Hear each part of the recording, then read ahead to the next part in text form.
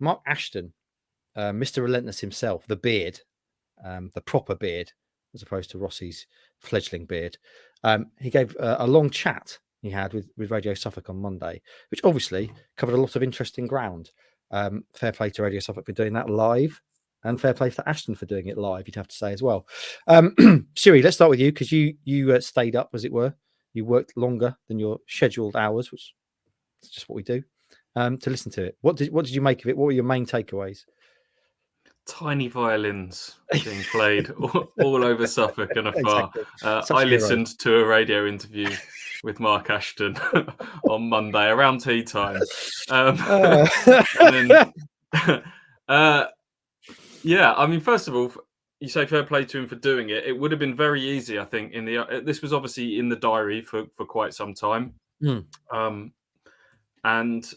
and then obviously the events of the Leicester game unfolded, and I'm sure Mark Ashton was thinking, maybe this might not be the best time, because it looks from the outside that, right, I need to find the first platform I've got to go out and call out the referee and have a rant about that. So he knew that question was coming. There was a bit of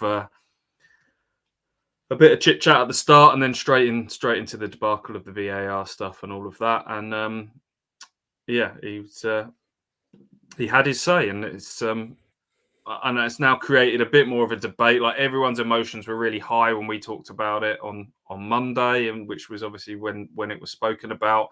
I think as the fullness of time goes on, it's a bit like, park it, move on. Is there anything to be gained from this now? When Mark Ashton's talking about, I was on the phone to Howard Webb that night, and now he's coming to Portman Road this week for a face-to-face meeting.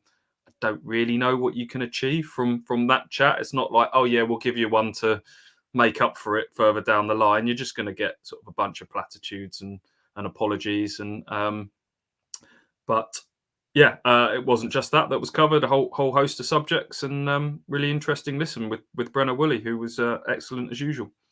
Yeah, I suppose going back to the VAR thing, it feels to me like, well, certainly McKenna has said essentially that although he doesn't want to talk about it, it feels like they have to talk about it to try and make the point that they're unhappy about it, or they're not getting their fair shake, sort of thing. So I guess Ashton continuing that approach. AJ, you've done quite a bit from this as well. What stood out for you? Because he talked about all sorts of things. He talked about developing Portman Road and a move towards potential 40,000 capacity. He's talked about the January transfer window. He's talked about Liam Delap. What stood out for you? Cool, you set me up with a lot here. Yeah, I thought that the Portman Road stuff was quite interesting, because he prioritised Playford Road, which, with all the work that's gone into Portman Road to bring it up to Premier League standard, you can understand. But then getting up to the plan for the 40,000 seater feels right. It feels right that they're sticking where they are and expanding, because we've spoken about this before. The location's so crucial to what they've got. And talking about kind of the plans around doing that, potentially the West Stand being the area to extend first. So the people who are going to be shifted out of the Cobbold Stand for the redevelopment there have somewhere to go, because he said you can't like put seats on the roof. These fans have to go somewhere. So that kind of makes sense. Cat 1 Academy is something that's been spoken about a lot as well, trying to get to that level. So I think that's something that people want to hear about, want as well. And then, yeah, I'll touch on the January bit as well. Wanting to be brave and bold is the key tagline. Always is, isn't it? But not reckless. But not reckless. But not reckless. The two that came out with that, and like building a rocket ship is another one I quite liked. There's two kind of things. But yeah, brave and bold, but not reckless, because he knows what the profit and sustainability and FFP limits are with that. The plans are for Liam Delap not to leave unless someone puts a lot of zeros on a checkbook and comes in with a crowbar, basically, I think was what was said. But there is an acknowledgement that there is room to strengthen over January, which would be good. But I think that it's also kind of getting fans ready for, it's not going to be a repeat of the summer. They're not going to go and spend 100 million in January to try and strengthen things again. So, yeah, a well-encompassing interview. Rossi, I'm going to put you on the spot here. So Town are going to spend in January. Clearly, we're what, 2 months away from that, just under. Where do you think their priority will be in January in terms of strengthening? We know they wanted a striker. They didn't get a striker in the summer.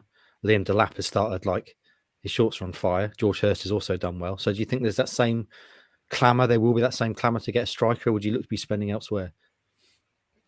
Maybe elsewhere, or maybe just someone who's versatile. I literally said when you were chatting, I was going to go a bit reckless. I was going to, go, everyone, sign them all, get rid of all the players. Blow the squad up in January and just start again. Yeah, just do that. Just play your free hit. Yeah.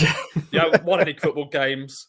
See you later, boys. See you later, Sam Morsey and co. Yeah. You did your job in the Championship, but you're not doing it in the Premier League. But no, that is reckless.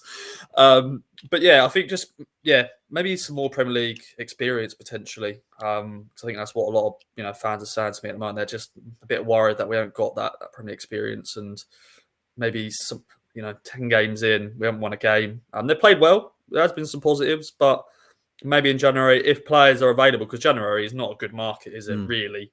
Trying to sign a striker in January, good luck, because who's going to sell their striker? Like, we got Kiefer Moore last year because, he wasn't playing for Bournemouth and he obviously dropping down to the Championship. But yeah, maybe that could be a position we could strengthen him. Right back, potentially, although Axel could be back by then. But yeah, I'm sure McKenna will have his targets in mind. But yeah, it will be an interesting window, but it'll be our first ever Premier League, January transfer window, which will be very interesting indeed. Get ready for the rumours, boys. Get ready.